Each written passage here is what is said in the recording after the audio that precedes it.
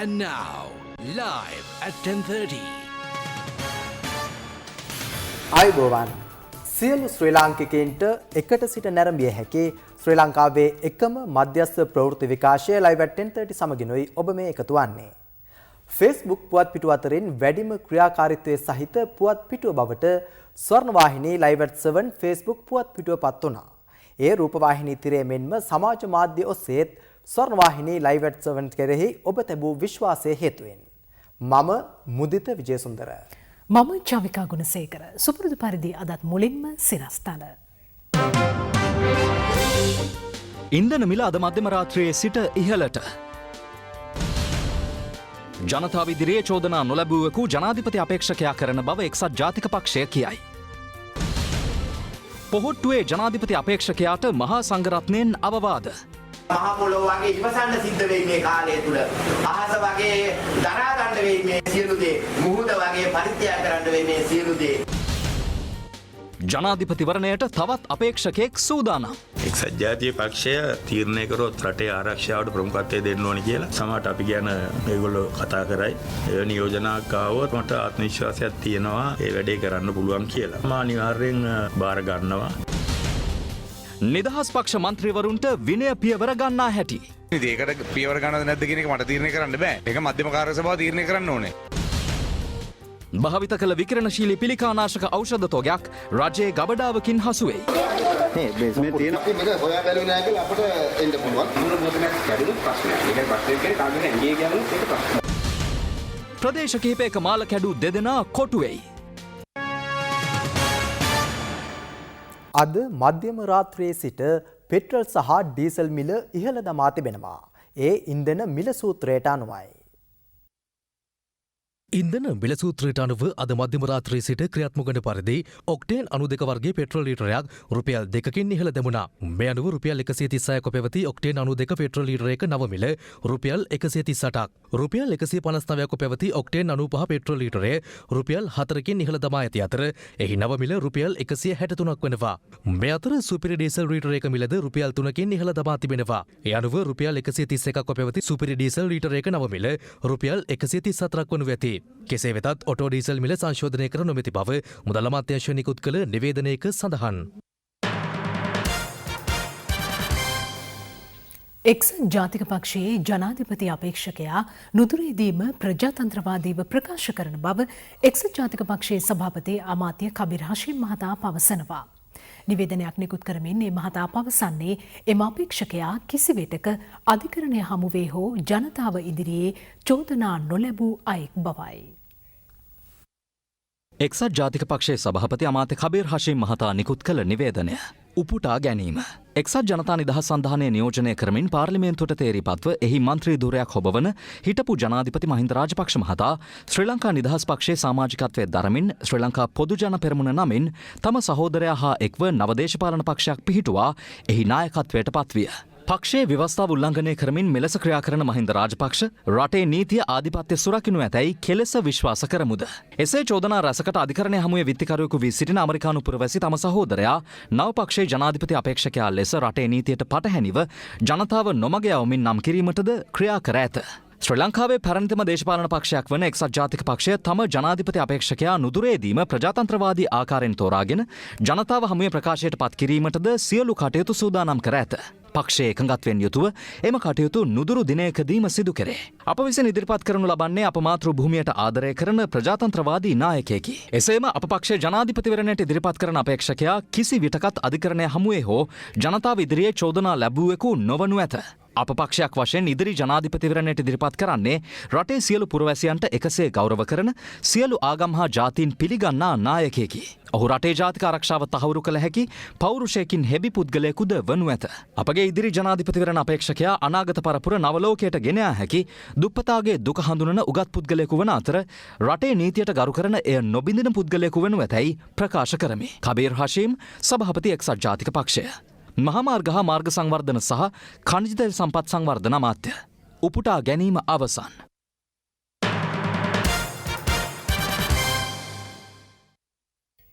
කලාපීය රටවල් අතර ගිවිසුම් ඇතිවන තෙක් බලා නොසිට අප විසින්ම ඉදිරියට යා යුතු බව අග්‍රාමාත්‍ය රනිල් වික්‍රමසිංහ මහතා පවසනවා.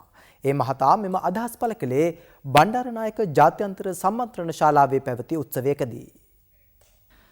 බණ්ඩාරනායක ජාත්‍යන්තර රාජතාන්ත්‍රිකයන්ගේ පුහුණු කිරීමේ ආයතනයේ වාර්ෂික සහතිකපත් ප්‍රදානය අද කොළඹදී පැවැත්වුණා. ඒ අග්‍රාමාත්‍ය රනිල් වික්‍රමසිංහ මහතාගේ ප්‍රධානත්වයෙන්. As a government we decided now that the problems are behind us that our focus should be on the Indian. ගෝලීය කටයුතු අපි හැමතෙම එකසේ බලපානවා. ඒක හුදු රාජතාන්ත්‍රික සබඳතාවන්ට පමණක් සීමාවක් නෙවෙයි. අපේ නව විදේශ ප්‍රතිපත්තිය තමයි ලෝකයට ඉන්දිය සාගරයේ ඇති වැදගත්කම විදහාපෑම. ශ්‍රී ලංකාවට ඉන්දියන් සාගරයෙන් උපරිම ප්‍රතිලාභ ලබා ගැනීම කෙරෙහි අපි අවධානය යොමු කරලා තියෙනවා. ජාත්‍යන්තර වෙළඳාමට ප්‍රබලව බලපානවා ඇමරිකානු වෙළඳ ප්‍රතිපත්ති, එංගලන්තයේ බ්‍රෙක්සිට් අර්බුදය. ඒ නිසා ආසියානු කලාපයේ වෙළඳ කටයුතු කෙරෙහි අවධානය යොමු කරන්න අපි පෙරමුණ ගත යුතුව තිබෙනවා. කලාපීය රටවල් අතර තිරසාර ගිවිසුම් ඇතිවන තෙක් බලා නොසිට අපි අප විසින්ම පෙරට යා යුතුයි. අපිට හොඳ වෙළඳ පොලක් තිබෙනවා. එවිට අපට ආසියානු වෙළඳාමේ ප්‍රධාන සන්ධිස්ථානයක් වෙන්න පුළුවන්. ප්‍රධාන වරායන් දෙකකට සහ ගුවන් තොටුපළ දෙකකට සම්බන්ධ වන නුවර හම්බන්තොට අධිවේගී මාර්ගය කෙරෙහි මුලින්ම අවධානය යොමු කරන්න ඕනේ. දෙවනුව කුරුණෑගල ත්‍රිකුණාමලය අධිවේගී මාර්ගය. තිබෙන වරායන් සංවර්ධනය කිරීම, ආසියානු සංවර්ධන බැංකුවේ සහාය ඇතිව උතුරෙත් වරායක් ඇති කිරීම වැනි කරුණු මගින් අපිට පුළුවන් ආසියාවේ වෙළඳ මර්මස්ථානයක් වෙන්න. සංනිවේදන සබඳතා නවීකරණය කිරීම, සංචාරක කර්මාන්තය නගා සිටුවම කෙරෙහිත් අපි අවධානය යොමු කරලා තියෙනවා. නමුත් අතිශයින් වැදගත් වන්නේ ඉන්දියන් සාගරයේ නිදහස් නාවක ගමනාගමනය දියුණු කිරීම. ඒක කළ යුතු වන්නේ කිසිදු පාර්ශවයක් සමග හමුදා සබඳතා ඇති කිරීමෙන් නෙමෙයි. මේ අතරේ ආරක්ෂක කටයුතු කෙරෙහිත් අපි අවධානය යොමු කළ යුතුයි. ඉන් උපරිම ඵල අපි නෙලා ගන්න ඕනේ. කාලගුණ විපර්යාස, ගෝලීය උණුසුම මෙහිදී තරයේම සිහියට ගත යුතු වෙනවා.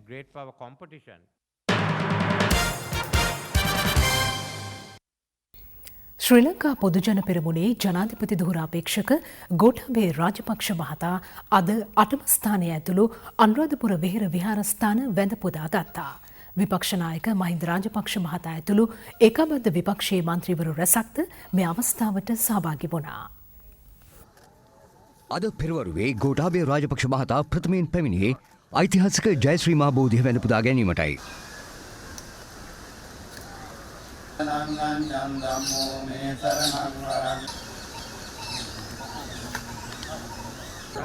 විපක්ෂ නායක මහින්ද රාජපක්ෂ මහතා මෙන්ම ඒකාබද්ධ විපක්ෂයේ මන්ත්‍රීවරුන්ද මෙහිදී ජයශ්‍රී මහා බෝධි සමිඳුන් වැඳ පුදා ගත්තා.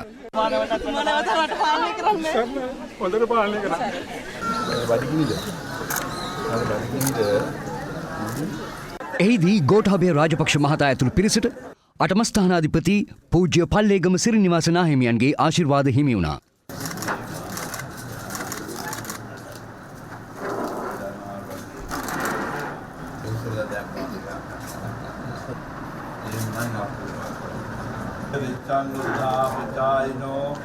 පිරිස මිරිසවැටිය චෛත්‍යාරාමාධිකාරී හිමියන් බැහැදුටුවේ ඉන් අනතුරුවයි. එහිදී උන්වහන්සේ ගෝඨාභය රාජපක්ෂ මහතා ඇතුළු පිරිසට ආශිර්වාද කළා. මේ සුද්ධ වූ බුද්ධ භූමියට වැඩ සිටිනා වූ අල්පේ ශාක්‍ය මහේ ශාක්‍ය දෙවියන්ගේ ආශිර්වාදය ඔබතුමන්ලට ප්‍රාර්ථනා කරනවා. අව්‍යාජයෙන් හෘද සාක්ෂියෙන් එක කලේ වෙන දෙයක් නිසා නෙවෙයි. ඒ කාලේ ත්‍රිමා බෝධීන් වහන්සේ ඇතුළු 8ම ස්ථානයේ ලේ විලක් කරලා තිබු භූමිය අද මිනිසු දසදහස් ගාණක් සාදු සාදු යයි මුමුණා බුදු ගුණ කියමින් අද වදින පරිසරයක් ඉදි කරලා දීපු සත්‍යානුභාවය නිසා එදා කිහෙල් කොටයකට මස් කෑල්ලක් දාලා මේ උඹගේ පුතා කියලා කිහෙල් කොටේ කරගිහිල්ලා තමයි වැළලුවේ මිනිස්සු. මේ පරිසරය ඒ සමාජය සම්පූර්ණයෙන්ම වෙනස් කරලා දුන්නා. මිනිස්සුන්ට මේ පරිසරය හදපු කුසලයෙන්ම මේ රටේ ජාතිය නැවත ගොඩ ගන්නට උතුමාට ශක්තිය, ධෛර්යය, ජවය, බලය, ආශිර්වාදයක් බවට පත් වෙනවාමයි. මහ පොළොව වගේ ඉවසන්න සිද්ධ වෙයි මේ කාලය තුල. අහස වගේ දරා ගන්න වෙයි මේ සියලු දේ. මුහුද වගේ පරිත්‍යාග කරන්න වෙයි මේ සියලු දේ. නිසා අභියෝග කරදර ප්‍රශ්න එන්නේ ඊළඟ අධීරයට ඔබ සුදුසුද කියලා බලන්නයි. මේ ජාතියේ යම් කිසි අනාගතයක් තියෙනවා නම් ඒ ජාතියට නිසි කෙනා නිසි වෙලාවෙදී ලබා දේවි. ඒ නිසා ඔබතුමාට සමස්ත භික්ෂු සංඝයා වහන්සේ විසින්ම ප්‍රාර්ථනා කරනවා, සමස්ත ජනතාව විසින්ම ප්‍රාර්ථනා කරනවා මේ රට දෙවෙනි සැරේටත් බේරලා දෙන්න කියලා අපි ප්‍රාර්ථනා කරනවා. අනතුරුව ගෝඨාභය රාජපක්ෂ මහතා ඇතුළු පිරිස පැමිණියේ ලංකාරාමයටයි.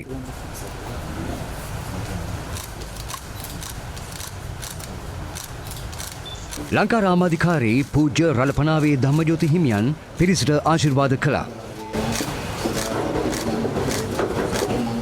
ජනතාව යම් කිසි මාණික්කයක් ඉල්ලුවා. ඒ මාණික්කය අපිට දැන් ලැබිලා තියෙනවා. ඔබතුමා කරපු අර ප්‍රතිපත්ති ප්‍රකාශනය මෑත ඉතිහාසයේ මම අහපු හොඳම ප්‍රකාශනය.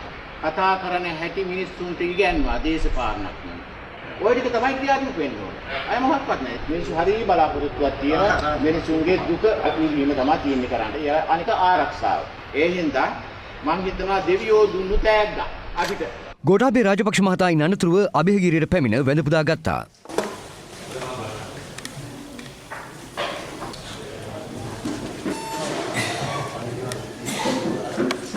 මෙහිදී අභයගිරි විහාරාධිකාරී පූජ්‍ය ආචාර්ය කල්ලංචියේ රතනසීල හිමියන් රාජපක්ෂ මහතා ඇතුළු පිරිසට ආශිර්වාද කළා.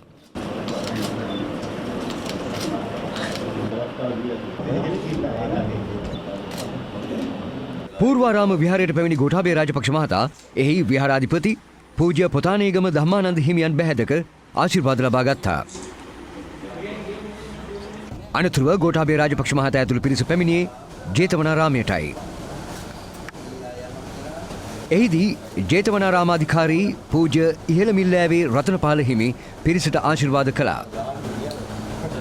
කුට්ටම්පොකුණු විහාරයට ඉන් අනතුරුව පැමිණි පිරිස විහාරාධිපති පූජ්‍ය ඉහළමිල්ලෑවේ පවරකිත්ති හිමි බැහැදුටුවා.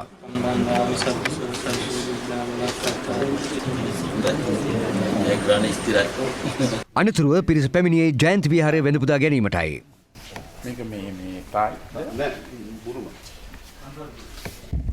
මෙහිදී ජයන්ති විහාරාධිපති පූජ්‍ය නුගේ තැන්නේ පඤ්ඤානන්ද හිමි ගෝඨාභය රාජපක්ෂ මහතා ඇතුළු පිරිසට ආශිර්වාද කළා.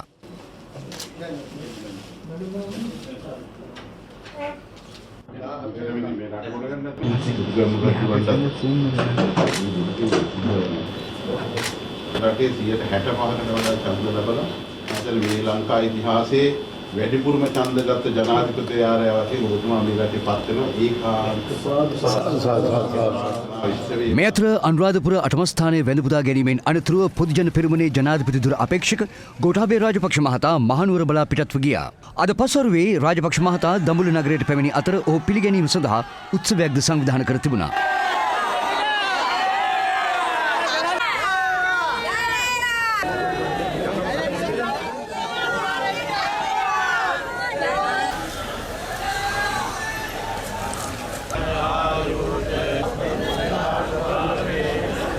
පසුව දඹුල්ල නගර මධ්‍යයට පැමිණි රාජපක්ෂ මහතා ඇතුළු පිරිස යලි මහනුවර බලා පිටත් වුණා.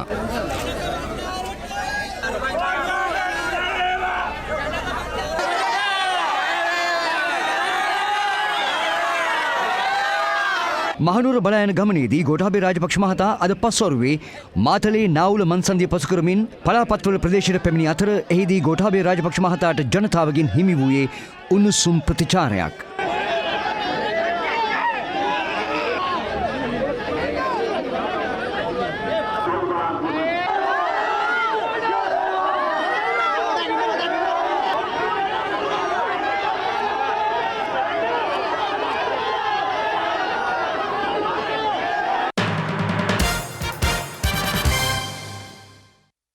ජාතික ආරක්ෂාව සැලකිල්ලටගෙන ජනාධිපතිවරණයට ඉදිරිපත් වන ලෙසට එක්සත් ජාතික පක්ෂයෙන් යෝජනා කළහොත් Taman ඊට සූදානම් බව පාර්ලිමේන්තු මන්ත්‍රී ෆීල්ඩ් මාර්ෂල් සරත් ෆොන්සේකා මහතා පවසනවා.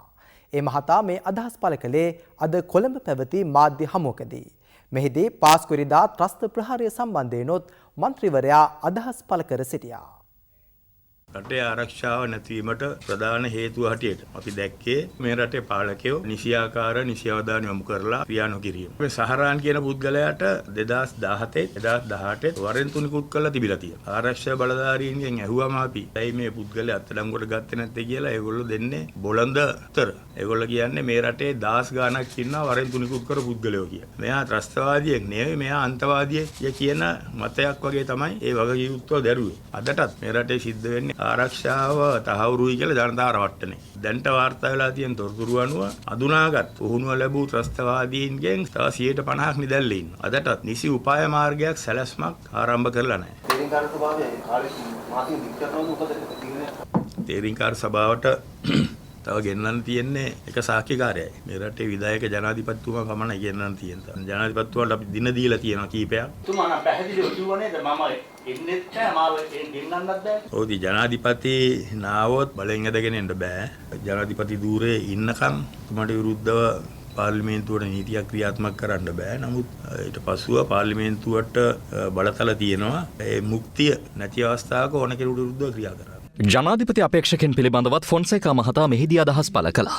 මේ පාර කට්ටිය මුදහත් ගව්වක් විතර තියලා උඩ ගහන්න පටන් අරන් තියෙනවා. රටේ තියෙන සියලුම ප්‍රශ්න අමතක කරලා පොරකන්න පටන් අරන් තියෙනවා. අපේක්ෂකයෝ දෙන්නෙක් ගැන මේ කාලේ කතා කරනවා. එක්කෙනෙක් පක්ෂය විසින් තෝරාගත්ත අපේක්ෂකයා, අනිත් එක්කෙනා තමා විසින්ම තමා තෝරාගත්ත අපේක්ෂකයා. පහුගිය දවස්වල අපි මීටින් දෙකක් දැක්කා. මේ මීටින් දෙකම රටේ ජනාධිපති වෙන්න අය අඳුන්වා දීමේ මීටින්. දැන් අපි දැක්කා එක මීටිමක් ජනාධිපති අපේක්ෂකයෙක් කියනවා මම ජනාධිපති අපේක්ෂකයා මේ වගේ ෂර්ට් එකක් ඇඳගෙන ඇවිල්ලා ජනතාවට ආයිබෝන් කි. තව රැස්වීමක අපි දැක්කා ජනාධිපති අපේක්ෂකයෙක් කෙනා කළු පාට ටී-ෂර්ට් එකක් ගහගෙන ඇවිල්ලා ඩෙනිම් කලිසමක් එක්ක ජනතාවට ආයිබෝන් කිය. විනය කියන එක ඕන කෙනෙක්ගේ ඇඟේ තියෙන. විනයකරුක නායකයෙක් වුණාම අනිත් අයට ආදර්ශයක් වෙන්න හැසිරෙන්න ඕනේ, කන්න බොන්න ඕනේ, අදින්න පණදින්න ඕනේ. විනය තියනවද නැද්ද කියලා අපිට තීරුම් කරන්න පුළුවන්. ඉන් ඇතුලේදී හැසිරෙන්නේ කොහමද? පක්ෂවල ව්‍යවස්ථාවට ගරු කරනවද? පක්ෂවල නායකයාට ගරු කරනවද? ඒවා කඩාගෙන පුද්ගලික න්‍යායපත්‍රවල දුවන්න යනවා නම් යම් අය එහෙමනම් ඒ කියන්නේ විනය රහිතභාවයක් අපි දකින්න. අඩු ගානේ රටේ ජනතාව වෙනුවෙන් විශාල වගකීම් ඔළුවට ගන්න ඉස්සෙල්ලා තමන් හරි මාර්ගයේ ඉන්නවද? තමන්ට යමක් ජනතාවට ආදර්ශයක් දෙන්න පුළුවන්ද? ඒ කට්ටියට ඉස්සෙල්ලා කල්පනා කරන්න. ඒකේ කැමතිවරු ඉන්න. සමහරු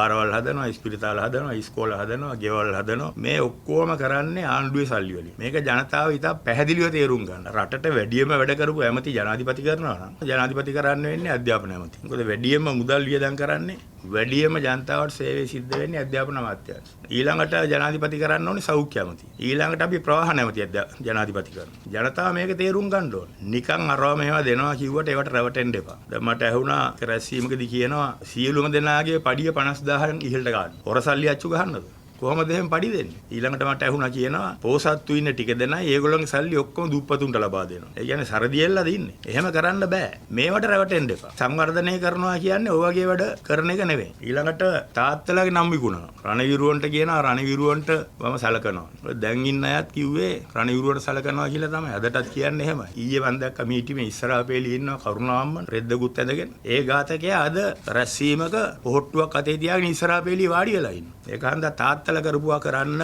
පුත්තු වෙනවා කිව්වට ජනතාව ඒවට රැවටෙන්න එපා. අපනයනය වැඩි කරනවා කිය. නිෂ්පාදනය වැඩි කරනවා කිය. කර්මාන්ත වැඩි කරනවා කිය. මේවා හැම කරන්න පුළුවන්. ඇලඩින්ගේ පුදුම පහන වගේ එකක් හම්බුනොත් ඔන්න මේ රට්ට අපිට හිතුණ ගමන් කර්මාන්තශාලා 10ක් මෙවියන් කිව්වා අපි එතන මවනවා 10ක්. එහෙම කරන්න බෑ. එක් පාර්ශවයකින් ඉදිරිපත් වෙලා තිබුණා ගෝඨාභය රාජපක්ෂ. දැන් අනිත් පැත්තෙන් තමන් කියනවා මම තමයි අපේක්ෂක කියලා. ඒ දෙන්න ගත්තාම ඔබතුමාගේ බලාපොරොත්තු ආරක්ෂාව පිළිබඳ සහතික කරන්න පුළුවන් කාටද? තීරණය කරලා තියෙන්නේ ගෝඨාභය රාජපක්ෂ විතරයිනේ. අනිත් එක්කෙනා ගැන තීරණය කළා නැති ඉඳා එයාගේ හැකියාවන් ගැන කතා කරන්න අවශ්‍යතාවයක් නැහැ. පොදු ජන පෙරමුණ ගෝඨාභය රාජපක්ෂ තෝරාගත්තේ ඒ පෙරමුණ ආරක්ෂාවට ප්‍රමුඛත්වයේ දිය යුතුයි වර්තමාන දේශපාලන තත්ත්වයේ කියලා ඒගොල්ලෝ තීන්දුවක් ගත්ත නිසා. ගෝඨාභය රාජපක්ෂ රටේ ආරක්ෂාවට ඉන්න හොඳම එක්කෙනා කියලා මං කියනවා නෙවෙයි. නමුත් පොහොට්ටුව ඒගොල්ලෝගේ පැත්තෙන් ආරක්ෂාවට ප්‍රමුඛත්වයේ දිය යුතුයි කියලා ගත්ත තීරණයක් තියෙනවානේ. ඒ තීරණය නිවැරදි කියලා මං කියනවා. එක්සත් ජාතික පාර්ශවයේ ඔබතුමා ඉන්නවා. ඔබතුමා තමයි එක්සත් ජාතික පක්ෂයේ එහෙමනම් ඉන්න හොඳම කෙනා. ඇයි ඔබතුමාගේ නම නිකවටවත් කියන්නේ?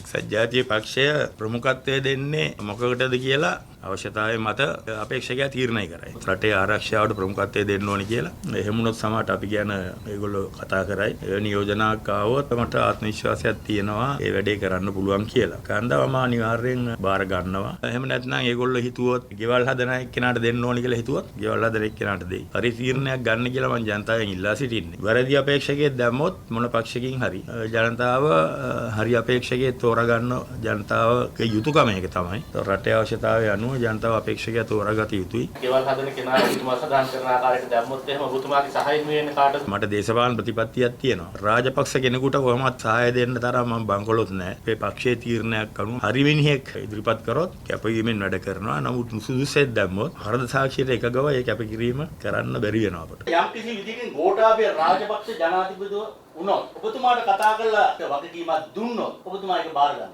දැනුත් මට පණිවිඩය වෙනවා. කාරණා දේවල් අමතක කරලා ඇවිල්ලා එකතු වෙන්න ප්‍රබල අමාත්‍යාංශයක් දෙන්නම් කියලා. මම ඉතින් දවල් වැටිච්ච වෙලේ ආයි රැ වැටෙන්නේ නැහැ.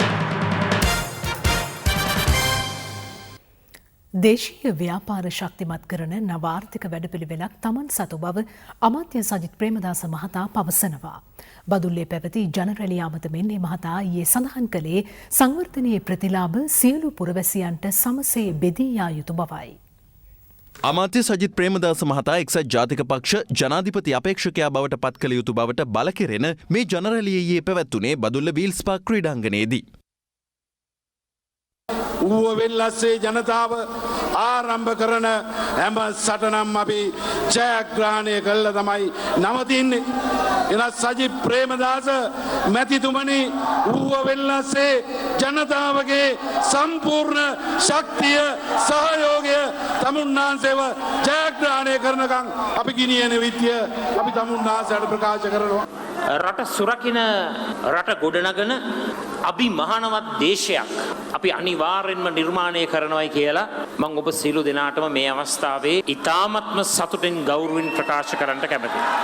දේශීය ව්‍යාපාරිකින් ශක්තිමත් කරලා දේශීයත්වයට මුල් තැන දීලා අපේ කමට ප්‍රමුඛතාවය ලබා දීලා අපි මේ රටේ ධන උත්පාදන ක්‍රමය ශක්තිමත්ව ඉදිරියට ගෙන යන්නට අපි කටයුතු කරනවා. හිතවත් මිත්‍රවරුනි, අතලොස්සක් පමණක් මේ රටේ සංවර්ධන ප්‍රතිලාභ භුක්ති විඳපු යුගය සහ මුලින්ම නතර කරලා මේ රටේ ජීවත් වන පවුල් ලක්ෂ 60කටම පුරවැසියන් ලක්ෂ 220ටම සියලුම දෙනාට ජයග්‍රහණය කරන්න පුළුවන් අලුත් ආර්ථික ගමනක් අපි අනිවාර්යයෙන්ම නිර්මාණය කරනවායි කියලා මේ අවස්ථාවේ බොහොම සතුටින් ප්‍රකාශ කරනවා. මේ අතර සජිත් ප්‍රේමදාස මහතා ජනාධිපති අපේක්ෂකත්වයට පත් කළ යුතු බව ප්‍රකාශ කරන මාධ්‍ය හමු අද ප්‍රදේශ කිහිපයකදී පැවැත්වුණා. ඉතින් අපි කියන්නේ පක්ෂ නායක අගමැති රනිල් වික්‍රමසිංහ මැතිතුමාට අපේ පක්ෂයෙන් ඉල්ලන අපේක්ෂකයම වෙනව නම් කරන්න කියලා. දැන් එතුමා කියනවා කොබෙයියෙක් ගැන. කොබෙයියෙක් පරද්දන්න නම් රාජලියෙක් දාන්න ඕනේ. ඒ රාජලියා අපි ළඟ ඉන්නවා. ඒ වෙන කවුරුවත් නෙවෙයි. සජිත් ප්‍රේමදාස මැතිතුමා. අපේ පක්ෂේ නායකතුමාලාටත් ඉතුරු හැම දෙනාටත් කියන්නේ මෙවර ඉලෙක්ෂන් එකේදී ජයග්‍රහණය කිරීමට අවශ්‍ය නම් සජිත් ප්‍රේමදාස මැතිතුමාව මේකට නිතරගෙන් පත් කරන්න කියලා මම ඉල්ලීමක් කරනවා. එතුමාගේ ජයග්‍රහණය ස්ථිරයි. එතුමාට මේ අපේක්ෂකත්වයේ නොදුන්නොත් එක්සත් ජාතික පක්ෂයත් ඉවරයි. ජනාධිපතිවරණ අපේක්ෂකත්වයට සජිත් ප්‍රේමදාස මහතා පත් නොකර බැරි තැනට එක්සත් ජාතික පක්ෂ නායකයින් පත්ව ඇතැයි පාර්ලිමේන්තු මන්ත්‍රී වාසුදේව නානායක්කාර මහතා පවසනවා. මේ අතර සජිත් ප්‍රේමදාස මහතාගේ ප්‍රධානත්වයෙන් ඊයේ බදුල්ලේ පැවති එක්සත් ජාතික පක්ෂ රැස්වීම සම්බන්ධයෙන්ද අද විපක්ෂ මන්ත්‍රීවරු අදහස් පළ කර සිටියා. ඊයේ බදුල්ලේ පැවති රැස්වීමේදී සජිත් ප්‍රේමදාස මහත්මයා කවදාවත් නැති විදිහට කොලයක් බලාගෙන කතා කළා. එතුමා උත්සාහ කළා ගෝඨාභය රාජපක්ෂ මහත්මයාගේ කතාව කොපියක් කරන්න. ජාතික දේශපාලනයේ තියෙන ජාතික ප්‍රතිපත්ති සහ ඒ දේවල් ගැන කිසිදු දවසක ඔහු කතා කරනවා අපි දැකලා නැහැ. මොකද ඔහු ප්‍රකාශ කරනවා වෙළඳ ගිවිසුම් අත්සන් කරන්න දෙන්නේ නැහැ කියලා. හැබැයි සිංගප්පූරු වෙළඳ ගිවිසුම ශ්‍රී ලංකාවේ සියලුම වෘත්තිකයින් විරුද්ධ වෙද්දි තමයි මේ ආණ්ඩුව සිංගප්පූරු ගිවිසුම අත්සන් කළේ. අපි අහනවා සජිත් ප්‍රේමදාස මහත්මයාගෙන්. එතකොට ඒ ගැන වචනයක්වත් සජිත් ප්‍රේමදාස මහත්මයා කිව්වේ නැහැ. ඒ වගේම සජිත් ප්‍රේමදාස මහත්මයා එතුමා හැමදාම තමන්ගේ සදාදරණීය පියාණන් ගැන තමයි කතා කරන්නේ. ඒ සදාදරණීය පියාණන්ගේ ගමන් මග යනවා කියලා තමයි කියන්නේ. අපි අහන්න කැමති එතුමා ඊයේ කිව්ව ඉතා භයානක වචනයක්. මේ රටේ ආරක්ෂාව හැම බින් අඟලකම සහතික කරනවායි කියලා එතුමා කිව්වා. එතකොට සදාදරණීය පියාණන් මේ රටේ ආරක්ෂාව සහතික කරපු ආකාරය පිළිබඳව මේ රටේ වැඩිහිටි ජනතාවට අවබෝධයක් තිබෙනවා. මේකට මං හිතනවා මම මේක ඉතාම සත්භාවයෙන් ඉදිරිපත් කරන්නේ සජිත් ප්‍රේමදාස ගරු ඇමතිතුමා මේකට පිළිතුරක් ලබා දෙයි කියලා අපි විශ්වාස කරනවා. සජිත් ප්‍රේමදාස මහත්තයයි එතුමාගේ ආර්යාවයි තමයි කියන්නේ එතුමා ඡන්ද ඉල්ලනවා කියලා. බැයි එහෙම ඉල්ලනවා නම් හොඳයි. අපි එතුමාට සුබ පතනවා. මොකද එතුමාගේ තියෙන යාචක මානසිකත්වය ලෝකෙට එළි වෙනවා. එතුමා හිතන් ඉන්නේ මේ රටේ මිනිස්සුන්ට පගාව දීලා සල්ලි දීලා ණය පෙන්නලා නැත්නම් බය කරලා ඡන්ද ගන්න පුළුවන් කියලා. අපි දැක්කනේ හම්බන්තොට දිස්ත්‍රික්කයේ ප්‍රාදේශ සභා මැතිවරණ වෙලාවේ එක්සත් ජාතික පක්ෂයට ඡන්ද දුන්නේ නැත්නම් ණය ෆෝම් එක දෙන්නේ නැහැ කියලා තර්ජනය කරන තත්ත්වයට වැටුණා. එනි දැන් සජිත් ප්‍රේමදාස මහත්තයා කියනවා රාජ්‍ය දේපොළ පෞද්ගලික කරන්නේ නැහැ කියලා. හැබැයි හම්බන්තොට වරාය මත්තලයා පුට්ටේ විකුණු ගමට එන්නේත් නැතුව කොළඹට වෙලා ගෙදර වාගෙන බුදිය ගත්තා. එහෙම බුදිය ගත්ත හැංගිලා හිටපු කෙනා තමයි අද කියන්නේ පෞද්ගලිකකරණයට විරුද්ධ වෙනවා කියලා. මූලික පචකාරයෙක්නේ. එක්සත් ජාතික පක්ෂයේ නායකත්වයට විරුද්ධව විශාල කැරැල්ලක් කාලයක් තිස්සේ මතුවෙමින් යට යමින් තිබුණා. ඒක උච්චම අවස්ථාවට දැන් ඇවිත් තිබෙනවා. එතකොට සජිත් ප්‍රේමදාස මහතා ජනතා ව්‍යාපාරයක් ආරම්භ කළා තියෙනවා. UNP ජනතා ව්‍යාපාරයක් තමන්ගේ අපේක්ෂකත්වය තහවුරු කරගන්න. ඔබතුමා සිතන්නේ පෞද්ගලිකව මොන අපේක්ෂකයක් නම් කරයිද? සජිත් ප්‍රේමදාස නම් නොකර ඉන්න බැරි තැනකට එක්සත් ජාතික පක්ෂයේ ප්‍රධාන නායකයින් අද පත් වෙලා තියෙනවා. ඒ නිසා මං හිතන්නේ සජිත් ප්‍රේමදාස අපේක්ෂකයා ලෙස පත් කරන්න වෙයි. කොයිතරම් බැරි මරගාතේ හරි. තේරවාදී බෞද්ධ රටවල් අතර සහයෝගීතාව වර්ධනය කිරීම වැදගත් බව කතානායක කරු ජයසූරිය මහතා පවසනවා. මහනුවර පැවති ආගමික උත්සවයකට සහභාගී වෙමින් එතුමා මේ අදහස් පළ කළා. මහනුවර පොල්ගොල්ල ශ්‍රී ශාලවන බෝධි විහාරස්ථානයේ ඉදි කෙරෙන ලොව විශාලතම සීමාමාලකයේ මංගල ශිලා ප්‍රතිෂ්ඨාපනය ඊයේ සිදු කෙරුණා. ඒ කතානායක කරු ජයසූරිය සහ බුද්ධ ශාසන අමාත්‍ය ගාමිණී ජයවික්‍රම පෙරේරා යන මහත්වරුන්ගේ සහභාගීත්වයෙන් මේ සඳහා මියන්මාරයේ සහ තායිලන්තයේ පෞද්ගලික ධනපතීන්ගේ ආධාරෝපකාරද ලැබී තිබෙනවා. අද දවස පුරාම අපි ගත කරු කාලය තුළ අපි දැක්ක අපේ රටවල් දෙක අතර තියෙන මිත්‍රත්වය ශ්‍රී ලාංකිකයින් වශයෙන් අද මේ අවස්ථාව අපිට විශිෂ්ටයි. මොකද අපිට පුළුවන් වුණා මියන්මාර් රටට තායිලන්ත රටට අපි දක්වන ගෞරවය පෙන්වා දීම. ඒ විශේෂයෙන්ම තේරවාද බෞද්ධ රටවල් අතර අපිට සහයෝගයක් ඇති කරන්න පුළුවන්. මොකද අද ලෝකයේ විශාල ඉල්ලුමක් තියෙන්නේ බෞද්ධ දර්ශනය සඳහා. ශ්‍රී ලංකා පොදුජන පෙරමුණේ සම්මේලනයට සහභාගී වූ නිදහස් පක්ෂ මන්ත්‍රීවරුන්ට විනය ක්‍රියාමාර්ග ගැනීම තීරණය කළ යුත්තේ පක්ෂයේ මධ්‍යම කාරක සභාව බව එහි මහලේකම් දයාසිරි ජයසේකර මහතා පවසනවා. කෙසේ වෙතත් පසුගිය 11 වෙනිදා දයාසිරි ජයසේකර මහතා පුත්තලමේ පැවති රැස්වීමකදී ප්‍රකාශ කළේ පක්ෂයක වැඩ කළ යුත්තේ විනයක් ඇතිව බවයි. දැන් ගිය සතියේ ඉඳලා පක්ෂයට විරුද්ධව ගිය මන්ත්‍රීවරුන් විරුද්ධව විනය පරීක්ෂණ අපි ආරම්භ කරා. ලබන සතියේ අඟහරුවෙන් ඉඳලා දිගටම විනය පරීක්ෂණ අපි තියෙනවා. පක්ෂයක් වැඩ කරනවා නම් විනයක් තියෙන්න ඕනේ. එක දැනක ගිහිල්ලා එකක් කියන්නයි, තව දැනක ගිහිල්ලා තව එකක් කියන්නයි, අද ශ්‍රී ලංකාවේ ඇවිල්ලා ඉඳගන්නයි, පවුදවුදේ පොහොට්ටු රැස්වීමට යන්නයි මේව කරන්න බෑ. දයාසිරි ජයසේකර මැතිතුමා ඔහු ලේකම්තුමා ඔහුට මේ කාරණා පිළිබඳව එම දැනුම් තේරුමක් නැහැ. ඔහුට එම අත්දැකීමක් නැහැ. ඒ නිසා ඔහු විනය පරීක්ෂණ තියනවා කියලා කතා කරන්නේ. ඒක එහෙම යාට කරන්න බෑ. යා ලේකමුත් නෑ වැඩබන්ලා ලේකම්. මම බොහොම පැහැදිලිව කිව්වේ ප්‍රාදේශීය සභාවල ඉඳලා අපි පල්ලෙහා ඉඳලා මේ වැඩ පිළිවෙල අරන් යනවා. මොකද ප්‍රාදේශීය සභාවල මන්ත්‍රීවරු ඡන්ද අරන් තියෙන්නේ බොහොම ස්වල්ප ප්‍රමාණයයි කොට්ටාස දිනලා තියෙන්නේ. අනික් කටිය අපේ සියලු දෙනාගේ ඡන්ද වලින් තමයි ඒගොල්ලෝ මන්ත්‍රීවරු විදිහට පත් වෙලා තියෙන්නේ. ඉතින් ඒගොල්ලන්ට අයිතියක් නැහැයි කියලා පක්ෂයේ විනයට විරුද්ධව ක්‍රියා කරන්නේ. ඒ වගේ ඒ අයව අපි ඉවත් කිරීම සඳහා කටයුතු කරනවා කියන කාරණේ තමයි කිව්වේ. ඉතින් ඒක වෙන වෙන අය තොප්පිය දාගත්තට මට කරන්න දෙයක් නැහැ. නමුත් අපි පක්ෂයේ විදිහට අපේ මන්ත්‍රී කණ්ඩායම තීන්දුවක් ගත්තා. අපි පොදුජන පෙරමුණේ සම්මේලනයට යන්නේ නැහැයි කියලා. ඒ තීන්දුව තමයි ඔය කඩ කරලා තියෙන්නේ. ඒකට පියවර ගන්නවද නැද්ද කියන එක මට තීරණය කරන්න බෑ. ඒක මධ්‍යම කාර්ය සභාව තීරණය කරන්න ඕනේ. ඉතින් ඔකට ගිහිල්ලා වැරදිකාරයෝ වෙච්ච ඩිලන් පෙරේරා මහත්තයයි මේ එස්.පී. සානායක මහත්තයයි මේ තප්පුලට මම බය වෙන්නේ නැහැ වට. මේ අතර එක්සත් ජනතා නිදහස් සන්ධාන මහලේකම් මහින්ද අමරවීර මහතාද මේ සම්බන්ධයෙන් අදහස් පළ කළා. කලබල වෙන්න ඕනේ නෑ. අපි කොහොමදත් තාම පොදුජන පෙරමුණත් එක්ක එකතු වෙන්නේ නෑ කියලා නෑනේ. ඒ නිසා අපි සාකච්ඡාවක් පවත්වනවා. ඒ තරම් කලබල නැතුව ඉන්න එක තමයි වඩා වැදගත් වෙන්නේ. අපි කොහොමදත් මේ විනය ක්‍රියාමාර්ග ගන්නවද නැද්ද කියන එක තීන්දුව වෙන්නේ ඊළඟට පැවැත්වෙන මධ්‍යම කාර්ය සභාවේ මේ පිළිබඳව සාකච්ඡා කරනවා. ඒක තීන්දුව අනුව තමයි ඒකට උත්තර සිද්ධ වෙන්නේ. ඒ කියන්නේ අනිවාර්යෙන් ඔබතුමාලා පොදුජන පෙරමුණත් එක්ක සම්මානගත වෙයි. නෑ එහෙම කියන්න බෑ. හැබැයි අපි එකෙන් කියන්නේ අපේ සාකච්ඡා අසාර්ථක කරගන්න අපි බලාපොරොත්තු වෙන්නේ නැහැ. අපි කාරණා කීපයක් කරේ විශේෂ අවධානය යොමු කරනවා. එකතු වීමට ප්‍රධාන වශයෙන්ම රට පිළිබඳව රට ඉස්සරහට ගෙනියන රට සම්වර්ධනය කරන රට ණයබරෙන් නිදහස් කරන වැඩපිළිවෙල පිළිබඳව අපි හදපු ප්‍රතිපත්ති මාලාව පිළිබඳව අපි එක්ක සාකච්ඡා කරනවා. ශ්‍රී ලංකා නිදහස් පක්ෂ අනන්‍යතාවය පිළිබඳව අපි සාකච්ඡා කළා. ඒකකතාවයන් මත තමයි අපි තීන්දුව ගන්න. ඔබලා දෙපිරිසටම යම් කිසි එකතාවයකට එන්න වෙනවා නේද? පොදු සතුරා පරාජය කරන්න.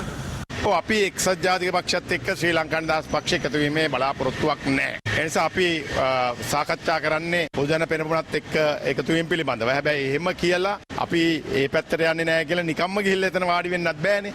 ඔබතුමා පෞද්ගලිකව ගෝඨාභය රාජපක්ෂ මහතාගේ නායකත්වය ගැන මොන වගේ මතයකද ඉන්නේ? නෑ අපිට ගෝඨාභය රාජපක්ෂ මහත්මයාත් එක්ක පෞද්ගලිකව කිසිදු ගැටලුවක් නැහැ. ඔහු යුද්ධය අවසන් කිරීමටත් ඔහු විශාල කාර්යභාරයක් කරා. නමුත් අපේ පක්ෂයේ විදියට අපේ සාකච්ඡාවලදී අපිට ඇති කරගන්න එකඟතාවයන් පිළිබඳව තමයි වඩා වැදගත් වෙන්නේ.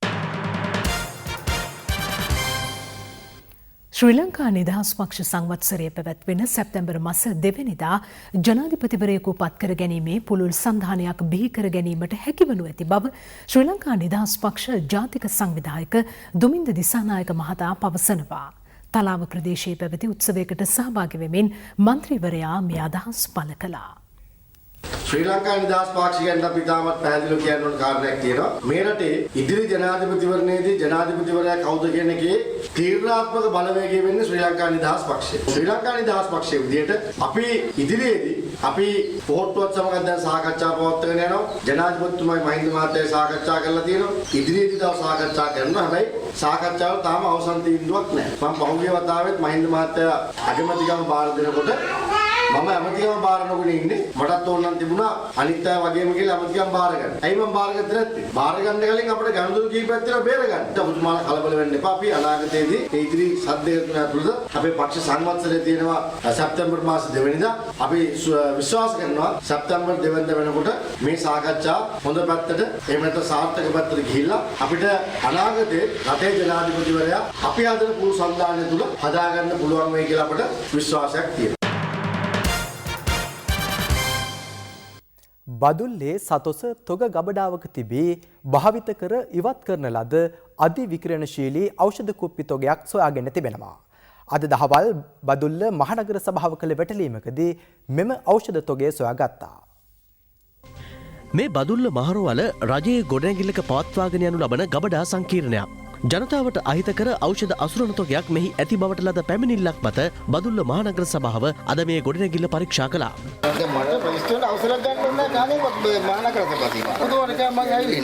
බදුල්ල නගරාධිපති ප්‍රියන්ත අමරසිරි මහතා මෙන්ම මහනගර සභාවේ සෞඛ්‍ය පරීක්ෂකවරුන්ද මේ වැටලීමට සම්බන්ධ වුණා. බදුල්ල මහරවලේ අධ්‍යක්ෂවරයා වෙනුවට නියෝජිත වෛද්‍යවරයෙක්ද මේ අවස්ථාවට එක්ව සිටියා. වැටලීමේදී සොයාගත් මෙම ඖෂධ හා ඇසුරුම් තොගය පිළිකා රෝගය වෙනුවෙන් භාවිත කළ අධි විකිරණශීලී ඖෂධ බව පසුව අනාවරණය වී තිබෙනවා. මහජන ප්‍රමේයලි කීපයක් ආවම කවුරුද ඇවිල්ලා කිව්වා අපි මේක හොයා බැලුවේ නැහැ කියලා අපිට එන්න පුළුවන්. ඒක තියෙන්නේ පිළිකා ෆයිල් විනාශ කරන්න දෙනවා. ඒ පිළිකා ෆයිල් ආහාර ගබඩා දෙක. ඒතකොට මේ තැනදී මෙතනින් මේක වතුරට මිශ්‍ර වුණොත් මොනවද ප්‍රශ්නයක් දෙනව නේද? සම්පූර්ණ භෝජනයක් කැඩුණොත් ප්‍රශ්නයක්. ඒක ප්‍රශ්නයක් කියන්නේ කාගෙන් ඇඟේ ගියොත් ඒක ප්‍රශ්නයක්. බදුල්ල මහරවලට නගරාධිපතිවරයා මෙහිදී දැනුම් දුන්නේ ජනතාවගේ සෞඛ්‍යයට තර්ජනයක් වන මේ රෝහල් අපද්‍රව්‍ය ඉතා ඉක්මනින් සුදුසු ක්‍රමවේදයකට මේ ස්ථානයෙන් ඉවත් කරන ලෙසයි. සිය ඉල්ලීම්වලට නිසි විසඳුමක් අපේක්ෂාවෙන් අදත් රැකියා විරහිත උපාධිධාරීන්ගේ සංගමය විරෝධතාවක නිරත වුණා. ඒකාබද්ධ රැකියා විරහිත උපාධිධාරීන්ගේ සංගමය සඳහන් කළේ විරෝධතාව අවසානයේ අමාත්‍යාංශ ලේකම්වරයෙකු සමග පැවති සාකච්ඡා යම් මට්ටමකින් සාර්ථක ප්‍රතිඵල අත්කර දුන් බවයි. ඒකාබද්ධ රැකියා විරහිත උපාධිධාරීන්ගේ සංගමය අද උදෑසන 11ට පමණ මෙම විරෝධතාව ආරම්භ කළේ කොළඹ කොටුව දුම්රියපල අසලින්. ඒ වත්මන් ආණ්ඩුව රැකියා විරහිත උපාධිධාරීන්ට රැකියා ලබා දීමේදී බාහිර සහ අභ්‍යන්තර ලෙස උපාධිධාරීන් බෙදීමකට ලක් කිරීම ඇතුළු කරුණු කිහිපයක් මුල් කර ගනිමින්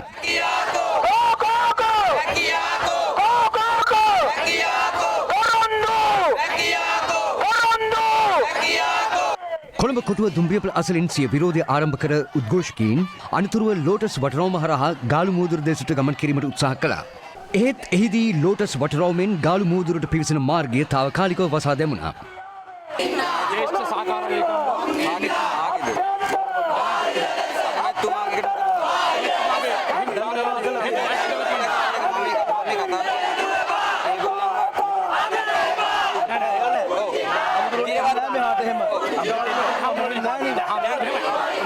ළමයි 500ක් ඇවිල්ලා දෙන්න බැයිද මේ කාර්යාලයකට අපි මෙහෙද නෙමෙයි.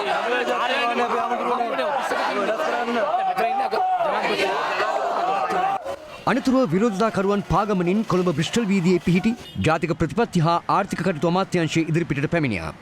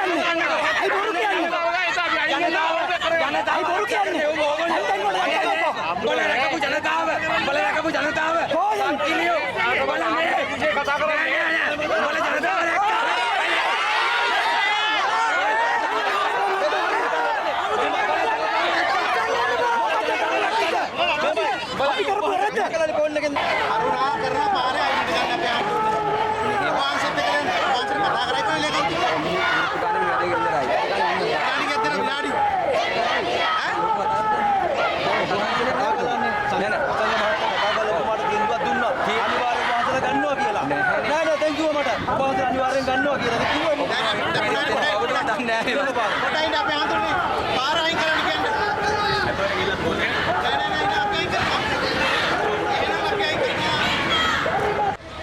එහිදී විරුද්ධතාකරුවන් කිහිප දෙනෙකු අමාත්‍යංශයේ අතිරේක ලේකම් අසංගධාරත්න මහතා හමු අවස්ථාවේදී රජයේ රැකියාව ලබා දීමේදී බාහිර උපාධිධාරීන්ටත් නිසි අවස්ථා ලබා දෙන බවට වාචිකව පොරොන්දු වී තිබෙනවා. ඒ අනුව විරෝධතාව තාවකාලිකව අත්හිටුවීමට පියවරගත් බවයි ඒකාබද්ධ රැකියා විරහිත උපාධිධාරීන්ගේ සංගමේ කැඳවුම්කරු තැන්නේ ඥානන්ද හිමි පැවසුවේ. බස්නාහිර සබරගමුව මධ්‍යම දකුණ සහ වයම පළාත් තුළ තවදුරටත් ගිගුරුම් සහිත වැසි ඇතිවිය හැකි බව කාලකුණ විද්‍යා දෙපාර්තමේන්තුව නිවේදනය කොට සිටිනවා. අද පස්වරු 4ට නිකුත් කෙරුණු කාලගුණ අනාවකයට අනුව මධ්‍යම සහ සබරගමුව පළාතටත් ගාල්ල සහ කළුතර දිස්ත්‍රික්කයේ ඇතැම් ප්‍රදේශවලටත් මිලිමීටර් 150 ඉක්ම වූ තද වැසිද ඇතිවිය හැකියි. මේ අතර දිවයිනේ බොහෝ ප්‍රදේශවලට බලපා ඇති අයහපත් කාලගුණික තත්ත්වය හේතුවෙන් ඇතැම් ස්ථානවලට නායම් අවදානම් තත්ත්වයක්ද වාර්තා වී තිබෙනවා. නුවරලිය දිස්ත්‍රික්කයේ අඹගමුව කොත්මලේ නුවරලිය ප්‍රාදේශීය ලේකම් කොට්ටාසය සහ අවට ප්‍රදේශවල ජනතාවට නායාම් ගල් පෙරලීම් පස්කඳු කඩා වැටීම් සහ පොළව ගිලා බැසීම් පිළිබඳව අවධානයෙන් පසුවන්නයි ආපදා කළමනාකරණ මධ්‍යස්ථානය දැනුම් දෙනවා. මේ ප්‍රදේශවල ජීවත් වෙන ජනතාවගෙන් විශේෂයෙන් අපි ඉල්ලා සිටිනවා නායාම් ලක්ෂණ පිළිබඳ විශේෂ අවධානයක් යොමු කරන ලෙසත් ඒ වගේම ගොඩනැගිලි පරීක්ෂණ සංවිධානයේ නිකුත් කරන ලබන නිවේදන වලට සවන් දී ඒ අනුව ක්‍රියාත්මක වෙන ලෙසත් කාරුණිකේ ජනතාවගෙන් ඉල්ලා සිටිනවා. මේ අතර ස්ථාන කිහිපයකින් පස්කඳු කඩා වැටීම නිසා රත්නපුර වේවැල්වත්ත මාර්ගයේ භාවිත කිරීමේදී වඩා විමසිලිමත් වන්නයි ආපදා කළමනාකරණ මධ්‍යස්ථානයේ සහකාර අධ්‍යක්ෂ ප්‍රදීප් කොඩිප්පිලි මහතා පවසනවා. ගිනිගත් හේන නගරයේ වෙළඳසැලක් තුළට අද පස්කන්දක් කඩා වැටීම හේතුවෙන් වෙළඳසැල් 7ක් ඉවත් කිරීමට අඹගමුව ප්‍රාදේශීය සභාව පියවර ගත්තා. අධික වැසි තත්ත්වය හේතුවෙන් හැටන් කොළඹ ප්‍රධාන මාර්ගයේ දියගල ප්‍රදේශයේ රථවාහන ධාවනයද අවදානම් තත්ත්වයකට පත්ව තිබෙනවා. මේ අතර මධ්‍යම කඳුකරේ බටහිර බෑවුම් ප්‍රදේශවලට ඇදහැලෙන අධික වර්ෂාවත් සමග ඉහළ කොත්මලේ ජලාශයේ ජල මට්ටම ඉහළ යාම හේතුවෙන් එහි වාන්දුරටු දෙකක් අදාළවම විවෘත කළා. අද පස්වරුවේදී මධ්‍යම කඳුකරේට වැසි ඇදහැලීම හේතුවෙන් ලක්ෂපාන ජලාශයේ වාන්දුරටු දෙකක්, කැනියොන් ජලාශයේ වාන්දුරටු දෙකක්ද විවෘත කර තිබෙනවා. නෝටන් බ්‍රිජ් සහ විමල සුරේන්ද්‍ර ජලාශද තවදුරටත් වාන් දමමින් පවතිනවා. ආපදා කළමනාකරණ මධ්‍යස්ථානයේ පැවසුවේ මෙලෙස ජලාශ කිහිපයකම වාන්දුරටු විවෘත කර ඇති හේයින් කැලණි ගඟේ ජල මට්ටමද තරමක් ඉහළ ගොස් ඇති බව. අධික වැසි හේතුවෙන් දක්ෂිණ අධිවේගී මාර්ගයේ ගමන් කරන රථවාහන වලටද ඇතැම් ස්ථානයන්හිදී වේග සීමාද ක්‍රියාත්මක කර තිබෙනවා. මේ අතර ගං වතුර පිළිබඳව අනතුරු ඇඟවීමේ නිවේදනයක් නිකුත් කරමින් වාරිමාර්ග දෙපාර්තමේන්තුව පවසන්නේ වර්ෂාපතනය හේතු කොටගෙන කළුගඟේ ජල මට්ටම රත්නපුර ප්‍රදේශයෙන් විමසිලිමත් යුතු මට්ටමකට පැමිණ ඇති බවයි. එමෙන්ම ගින්ගඟේ ජල මට්ටම තාවලම් ප්‍රදේශයෙන් ඉහළ ගොස් ඇති බව එම නිවේදනයේ සඳහන්. මේ අතර මධ්‍යම කඳුකරේ බටහිර බෑවුම් ප්‍රදේශවලට තවදුරටත් ඇදහැලෙන අධික වැසි හේතුවෙන් මහවැලි ගඟ පිටාර ගැලීම නිසා නවලපිටියේ නිවාස රැසක් අද පස්වරුවේ ජලයෙන් යට වුණා. මේ අතර රත්නපුර පුළුඟු පිටිය ජලමාපකය මේ වන විට ගං වතුර සීමාව ඉක්මවා ගොස් ඇති බව අප වාර්තාකරු පැවසුවා. මේ හේතුවෙන් රත්නපුර ප්‍රාදේශීය ලේකම් කොට්ටාසයට අයත් රත්නපුර සහ ඇලපාත යන ප්‍රදේශවලටද බලපෑම් එල්ල වී ඇති අතර රත්නපුර වේවැල්වත්ත මාර්ගයද අද ජලයෙන් යට වුණා.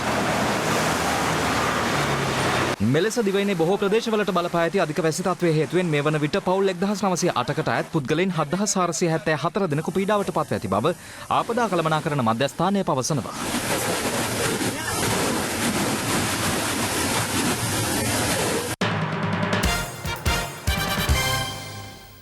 මහනුවර ඓතිහාසික ශ්‍රී දළදා පෙරහැර මංගල්‍යයේ සිව්වෙනි රන්දෝලි පෙරහැර අද රාත්‍රියේ වීදි සංචාරය කිරීමට නියමිතයි. පෙරහැර මංගල්‍යයේ තෙවැනි රන්දෝලි පෙරහැර වීදි සංචාරය කළ ඊයේ සැදැහැවතුන් බොහෝ පිරිසක් මහනුවර නගරයට පැමිණ සිටියා.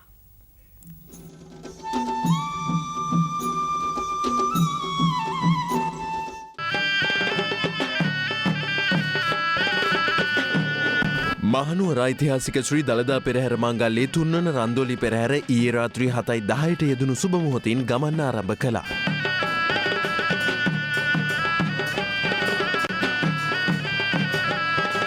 තෙවන රන්දෝලි පෙරහැර ආරම්භ කිරීමට මත්තෙන් මංගල හස්තිරාජයා මත පෙරහැර කරඩුව තැන්පත් කළේ ශ්‍රී දළදා මාලිගාවේ තේවව බහර පූජ්‍ය තිබ්බටුවාවේ මේදංකර හිමිපාණන් සහ දියවඩන නිලමේවරයයි.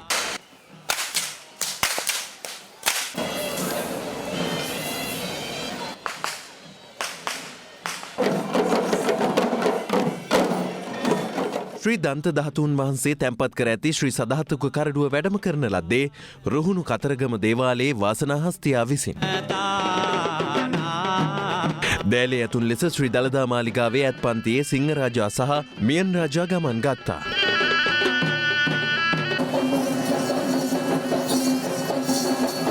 උඩරට කලාකරුවන්ගේ විශිෂ්ටතම වේදිකාව ලෙස සැලකෙන්නේ උතුම් දළදා පෙරහැරයි. මේ අතරින් දළදා පෙරහැරේ වෙස් නැටුම් වලට සුවිශේෂී ස්ථානයක් හිමි වනවා. අද වන විට දළදා පෙරහැරේ සදහතුක කරඩුව ආසන්නයේ මෙන්ම දියවඩන නිලමේ ආසන්නයේ වෙස් නැටුම් ශිල්පීන් සිය නර්තනයන් ඉදිරිපත් කරනු ලබනවා. උඩරට නැටුම් කලාවේ සුවිශේෂී අංගෝපාංගයක් තමයි වෙස් නැටුම් කලාව. කොහොඹකංකාරී උපන් නැටුම් කලාවක් වශයෙන් අද අපේ පෙරහැර විචිත්‍රවත් කරන අංගයක් හැටියට පවතිනවා. ශ්‍රී දළදා පෙරහැර ආලෝකමත් කරවන කොප්පරා පන්දම්කරුවන් සහ එම පන්දම් වලට කොප්පරා පුරවන පුද්ගලයින් පිළිබඳවත් අප සොයා බැලීමක් කළා. කොප්පරා තෙමලා පන්දම් වලට දාලා පෙරහැරට පැයකට කලින් කට්ටිය පොයින්ට් වලට දැම්මනවා. මේ පන්දමකට අල්ලනවා කිලෝ 2.5 අතර. මේකලන් අවුරුදු 25 යන කට්ටිය ඉන්නවා. තවත් සවිස්තරාත්මක පුවත් රැසක් දකිමු මේ විරාමයෙන් අනතුරුව.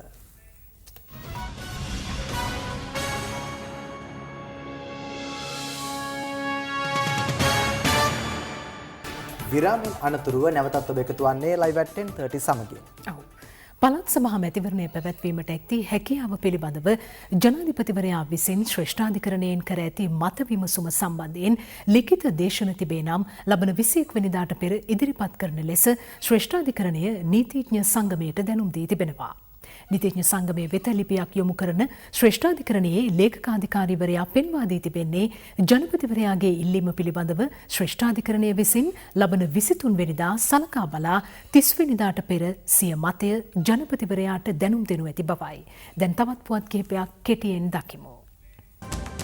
රටම කෙටියෙන් අරුවක් අලුවංගනයට කසල රැගෙන යාමේ ක්‍රියාවලිය පිළිබඳ දැනුවත් කිරීමට අද මහනගර හා බස්නාහිර සංවර්ධන අමාත්‍යාංශයේදී මාධ්‍ය හමුවක් ඇඳවා තිබුණා. මේ මාතු දක්වා මේ කෝච්චිය ගැන දක්වා අපි ගාස්තුවක් අය කරන්නේ. ඒ කියන්නේ වියදම රජයේ විසින් දරනවා. ට්‍රාන්ස්පෝර්ට් කොස්ට් එකකුත් යද්දී තවත් දරා ගන්න බැරි වෙයි කියලා අපි ගාය ගන්න. හැබැයි මාතු වලින් පස්සේ මේක කොහොමද රතු කරන්නේ? මේකට කොච්චර ගාස්තු අය කරනවද කියලා කැබිනට් මණ්ඩලය විසින් කමිටියක් පත් කරලා තියෙනවා. මගේ නායකත්වයෙන් ඒක ඉන්න CMC එකක් ඉන්නවා. උත්තලම දිසාපතිතුමාගේ නියෝජිතයෙකුත් ඉන්නවා. සියලුම ආයතන ට්‍රෙෂරියක් ඉන්නවා. ඉතින් මේ දවස්වල දැන් රැස්වීම 7ක් තිබ්බා. කොහොමද මේකට මේක පාලනය කරන්නේ කොහොමද? මේකට ගාස්තු අය කරන්නේ කොහොමද කියන්නේ?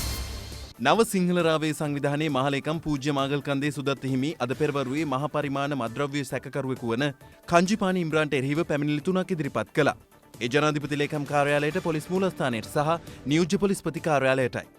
කංජිපානි ඉම්රාන්ගේ උපන්දින පාටිය ගත්තේ අපරාධ කොට්ටාසයමයි. එක කාටවත් නැහැ කියලා කියන්න පුළුවන් කමක් නැහැ. කංජිපානි ඉම්රාන්ගේ තාත්තා සහෝදරයා සහ නිලධාරීන් එකතු වෙලා තමයි කේක් කැපුවේ. මම ඒක ඉල්ලා ආස් කරගන්නේ නැහැ. මම ඒක සනාථත් කරනවා.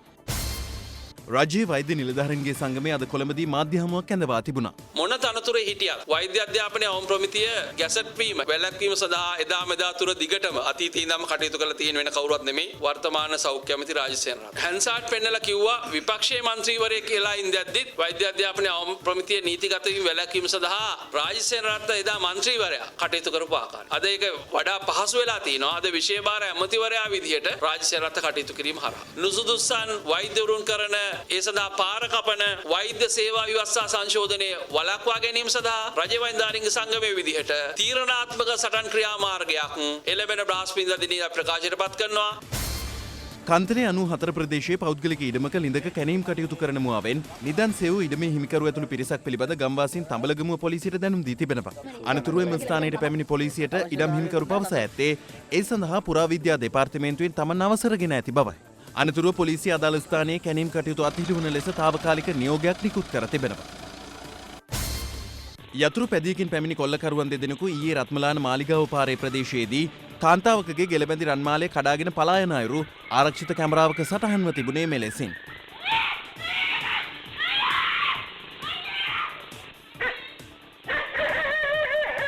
මීට පෙර ගල්කිස්ස ගංගදර මාවතේදී තරුණියකගේ ගෙලබැඳි රන්මාලය කඩාගෙන ගොස් තිබෙන්නේ එම සැකකරුවන් දෙදෙනා බවට පොලිසිය මේ වන විට අනාවරණය කරගෙන තිබෙනවා. සැකකරුවන් මීට පෙරත් ගල්කිස්ස බොරැල්ල මරදාන ප්‍රදේශවල රන්මාල 8ක් කඩාගෙන ඇති අතර ඊයේ ඔවුන් අගුලන් ප්‍රදේශයේදී බස්නාහිර පළාත් දකුණු අපරාධ කොට්ටාශය මගින් අත්අඩංගුවට ගත්තා. හයිලෙවල් මාර්ගයේ කොට්ටාව මාකුඹුර ප්‍රදේශයේදී අද උදෑසන පෞද්ගලික බස් රථයක් හා ත්‍රිරෝධ රථයක් ගැටී තිබෙනවා.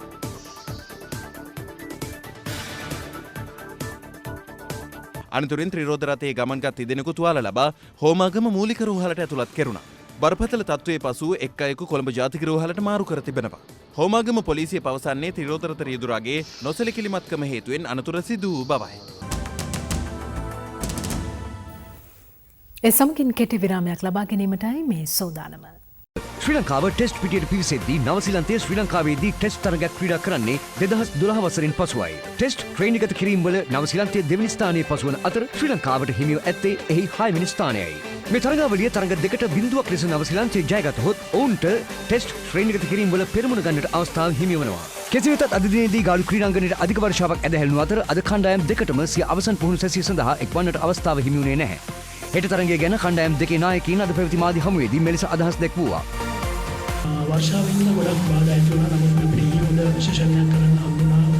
දෙක තුන හොඳ අදත් ප්‍රැක්ටිස් වලට ආවා වෙර කරගන්න හම්බුනේ. තාම අපිට හරියට විකට් බලා ගන්න හම්බුනේ නැහැ. වැස්සීන්ද ගොඩක් යාට විකට් කීපෙට ඩිනෝෂන් දික්කල ක්‍රීඩා කරා. ඇන්ජලෝ මැතිව්ස් ඇවිල්ලා ඉන්නවා. චන්දුමාල් ඇවිල්ලා ඉන්නවා. ගොඩක් දලවන්දයන් හොඳට ක්‍රීඩා කරන්න පුළුවන් ක්‍රීඩකයෝ අපි බලන්න ඕනේ. ඊට තරමේ තම් තින්න බලලා අපි ඩිසයිඩ් කරන කවුද කරන්නේ කොලා කියලා. කවුද කණ්ඩායමේ දලවන්දයන් ස්ට්‍රැටජි අපිට 22 සංචිතයක් ඉන්නේ ඉඳන් අපිට ඕනෑක කණ්ඩායමට දාන්න මොනික කරන්න පුළුවන්. අදෙන් 15 වෙනි තව ස්ථාන දෙකක් තියෙනවා. අවශ්‍යතාවයක් වුණා ක්‍රීඩකයෝ ගෙන ගන්නවා. දෙවියන්ගේ තත්ත්වයේ සුවතර පවතින සුවතර පැහැරුණොත් එම දෙවෙනි ටෙස්ට් තරගයට දිල්වන්න කැඳවන්නේ. දිල්වන්න නැති ඉඳන් අවස්ථාවක් තියෙනවා. ඊළඟ මොකද යන්තර ධනංජය දීසිල්ලා ඉන්න ඒ තුන් දෙනාගෙන් තමයි අපි යන්න බලාපොරොත්තු වෙන්නේ.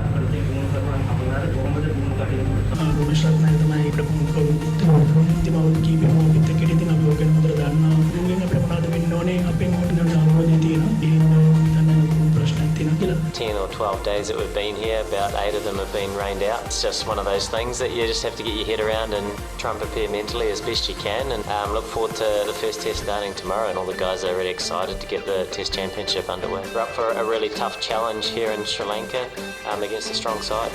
හෙට තරගයේ පෙරවරු 10ට ආරම්භ වීමට නියමිතයි.